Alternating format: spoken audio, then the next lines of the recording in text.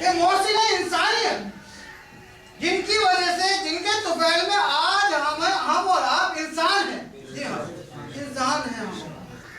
کس کی وجہ سے؟ سرکار دو عالم کی وجہ سے. آپ نہ ہوتے تو انسانیت نہ ہوتی. آپ سے پہلے، آپ کی تشریف لانے سے پہلے تمام عالم کے اندر کفر پھیلا ہوا. جب آپ آئے، آپ کتابوں میں پڑھیں گے، علماء سے سنیں گے کہ جب آپ تشریف لے کر آئے، جب آپ مادر شکم میں آئے، جب آپ اپنی والدہ کے شکم مبارک میں آئے، تو آپ کے آنے کے بعد میں جو کسرا کے محل تھے ان کے بت اونے منہ گر پڑے.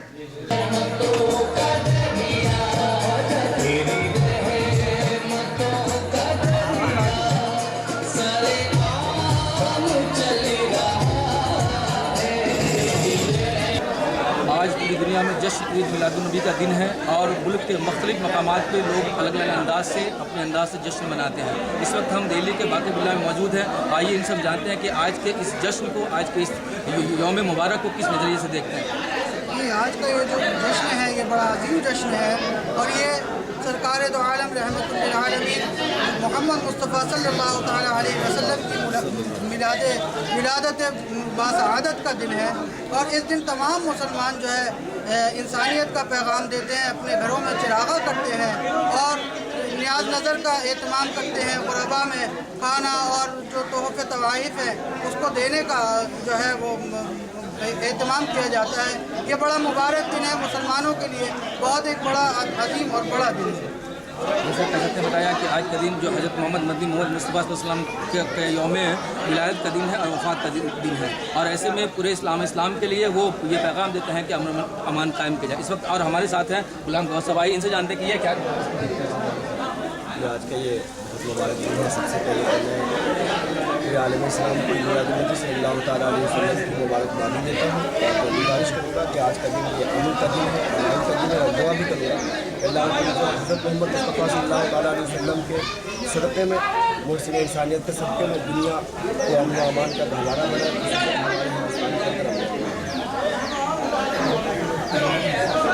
سب سے پہلے دنیا کے تمام لوگوں کو عید میلاد النبی صلی اللہ تعالیٰ علیہ وسلم کو پیش کرتا ہوں. یقیناً یہ دن خوشی اور مبارک کا دن ہے، جس دن ہر وہ مسلمان جسے نبی کریم صلی اللہ تعالیٰ علیہ وسلم سے محبت ہوتی ہے تو اپنے خوشی کا اظہار کرتا ہے. اور یقیناً یہ صرف ولادت کا دن ہے اور یہ جو کہا جاتا ہے وفات کا دن ہے، ایسا نہیں ہے، بلکہ صرف ولادت کا دن ہے. ہمیں خوشی منانا چاہیے. خود اللہ تبارک و تعالیٰ نے ہمیں حکم دیا وَأَمَّا بِنِعْمَةِ رَبِّكَ فَحَدِّثْ، اپنے رب کی نعمتوں کا خوب چرچا کرو. اور شاعر کہتا ہے نثار تیری چہل پہل پر ہزاروں عید ربیع الاول، سوائے ابلیس کے جہاں میں سبھی تو خوشیاں منا رہے ہیں. یقیناً نبی کریم صلی اللہ تعالیٰ علیہ وسلم آئے تمام دنیا کی ہر چیزیں خوشی منا رہی تھی. اگر کسی کو غم تھا تو ابلیس لعین تھا جو غم میں ڈوبا ہوا تھا کہ آج ہمارا خاتمہ ہو رہا ہے، اب اسلام کا جھنڈا بلند ہوگا انشاءاللہ تبارک و تعالیٰ. اللہ تبارک و تعالیٰ اس دن کے صدقے میں ہمارے ملک میں اور دنیا کی تمام جگہوں پر امن و امان قائم فرمائے. بار بار رب العزت میں دعا ہے.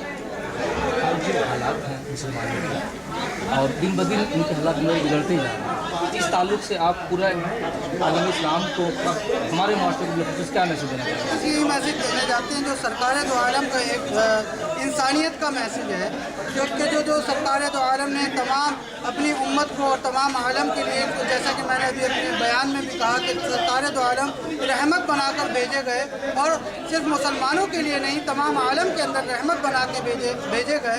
اسی پہ چلتے ہوئے تمام مسلمانوں کو یہ میسیج دینا چاہیے، تمام مسلمانوں کو سرکار کی تعلیمات پر چلنا چاہیے اور انسانیت کو پھیلانا چاہیے اور انسانیت کے فروغ کے لیے کام کرنے چاہیے.